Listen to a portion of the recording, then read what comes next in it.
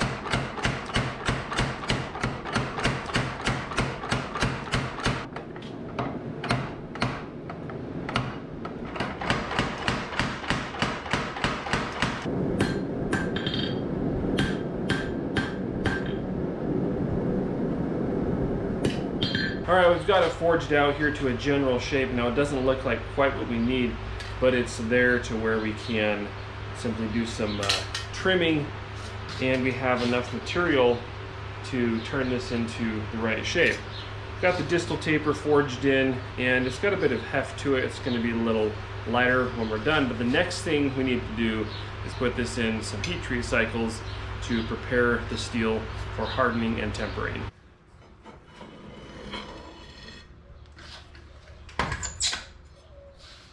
We've done a normalizing cycle and a annealing or spheroidizing cycle.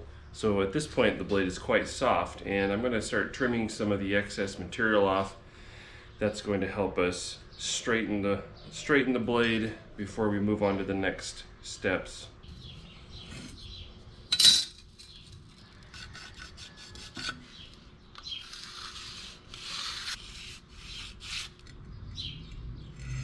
Alright, well, after sketching this out in real time on our forged blade here, it's clear that I don't have the width that I need in the middle part of the blade. This is not gonna quite work, but we have plenty of stock left, and so all I need to do is widen this out even more aggressively, and we can do that on the forging press with the half round dies.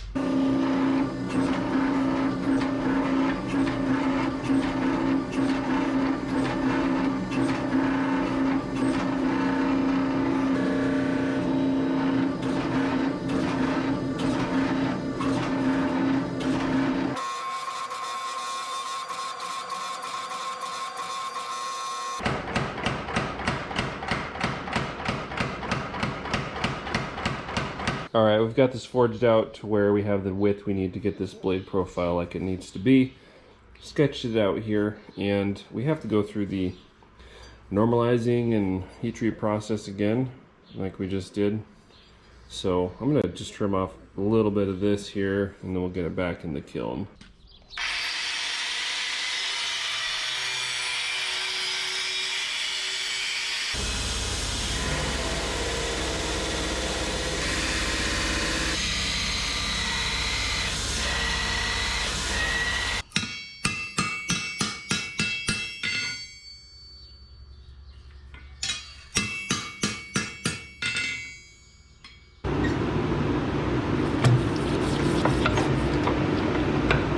right, we've run our Hmong knife through a couple of tempering cycles and it is ready to put an edge on. We want a nice convex edge. This is for general purpose chopping and finer work.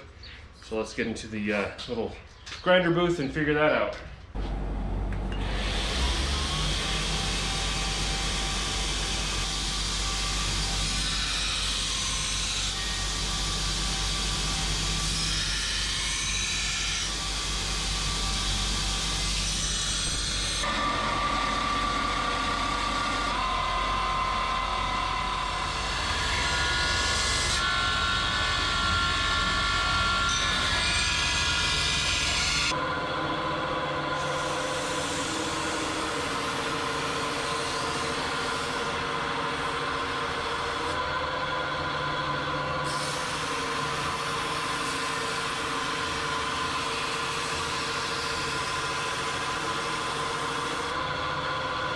I've got my convex edge ground in. Now we need to put a good sharp edge on this blade.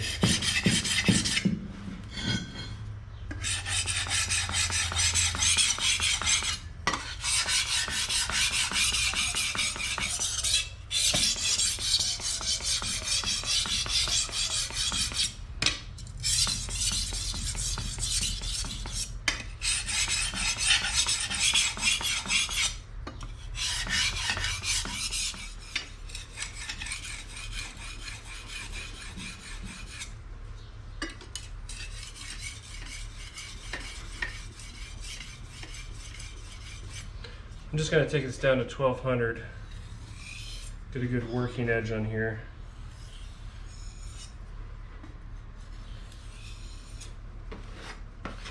Make sure it'll take hair off.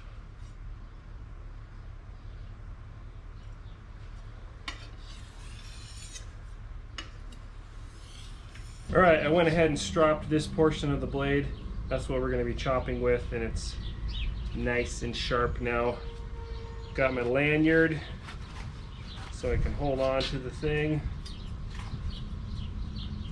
And we're going to go through this 2x4 twice, and it should still be shaving at the end of the test.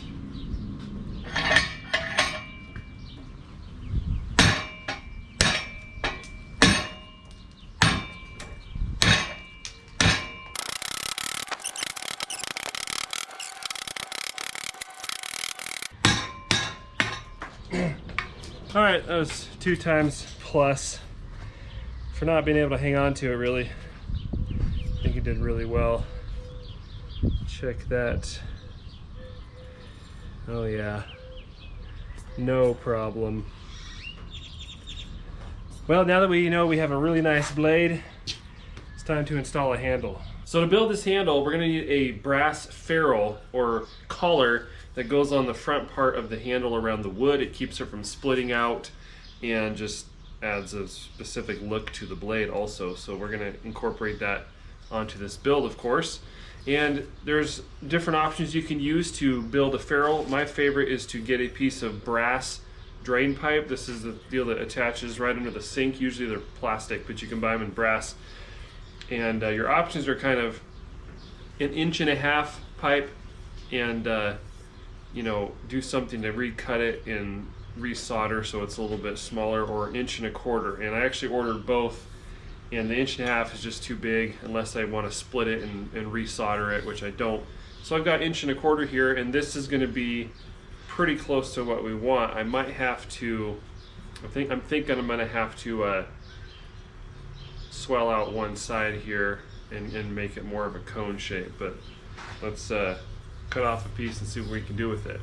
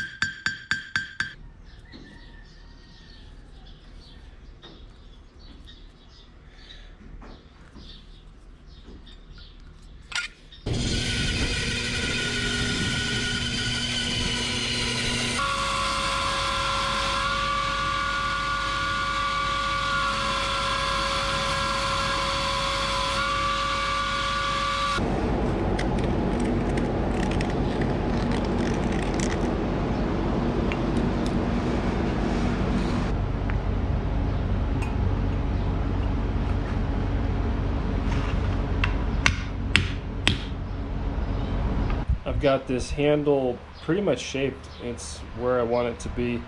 And I've started to drill out the slot, and I'm going to use some heat to burn this tang in here and get a nice tight fit.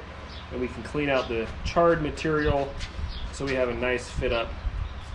And I'll use my torch for that.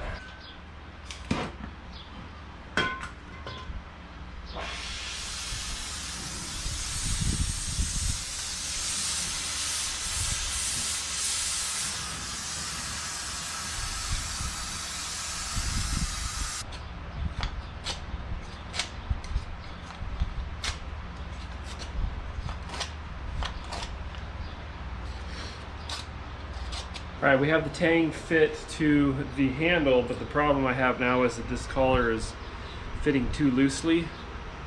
It was a little loose before, and now that we've heated this wood up and I guess dried it out and shrunk it some more, it's fitting even more loosely. So I'm gonna make a new collar, and I'm gonna be a little more careful with how much I forge that out or swell that out on the wide end, and hopefully we can get it to fit quite a bit tighter than the first one.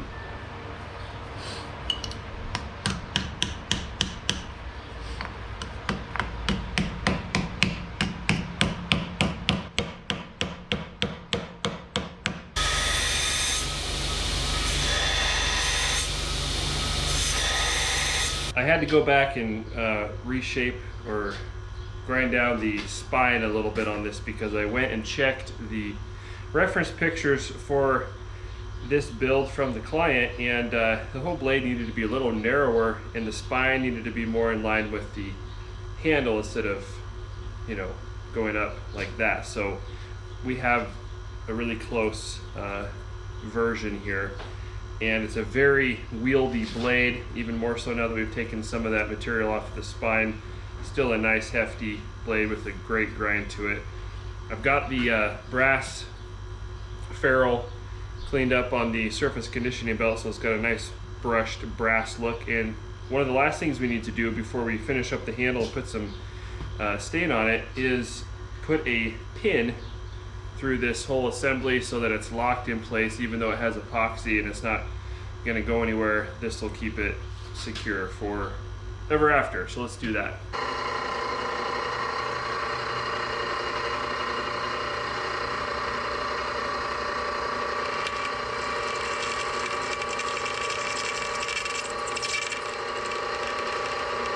Well, I screwed up. I thought the tang on this was sufficiently spheroidized just because I'd been heating it up to help burn in that tang slot. Long story short, I cannot get a hole through this. If I had super great carbide bits or something, maybe I could, but I bought a couple of, I had one and I bought another couple concrete carbide bits which worked pretty well in the past, and I can't get through it. So the only option is to take this handle off, heat up this tang, spheroidize it. Oh, you got something to say? You got something to say too? Okay. And soften the tang so I can actually get a hole drilled through it. And that's probably going to mean destroying this handle. I'm going to try to just knock this off, and I don't think that's going to work, but we can try it. So all right, come on. All right, you got your claws.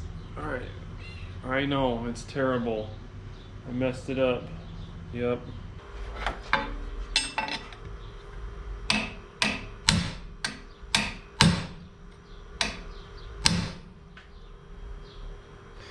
Yeah, that ain't coming off of there.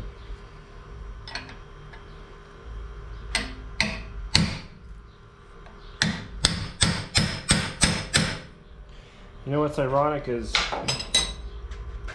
clearly don't need a pin, but I wanted to put a pin in, and now, well, that's how strong it is without even a pin in there. It's not budging.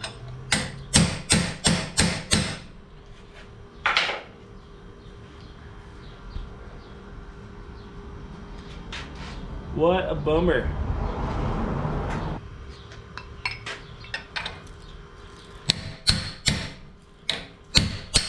Wait, there we go.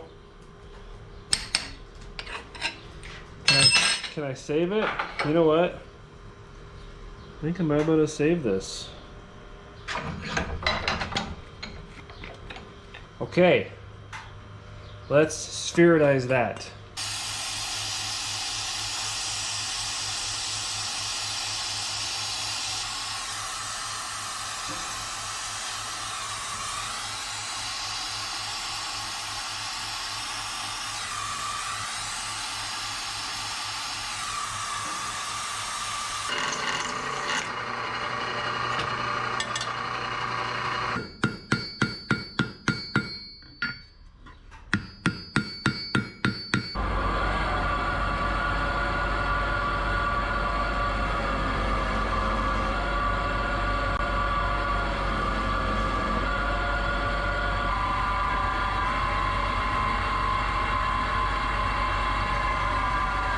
Alright guys, we've got this finished except for a logo, and this blade is done. Just need to make a sheath and send it off to the client. So I'm pretty happy with the way it turned out. It's a very wieldy blade and definitely gonna be able to chop through some stuff like we saw earlier for sure. So been an interesting project, and I think it turned out a very nice blade. So appreciate you guys watching. We'll see you on the next video.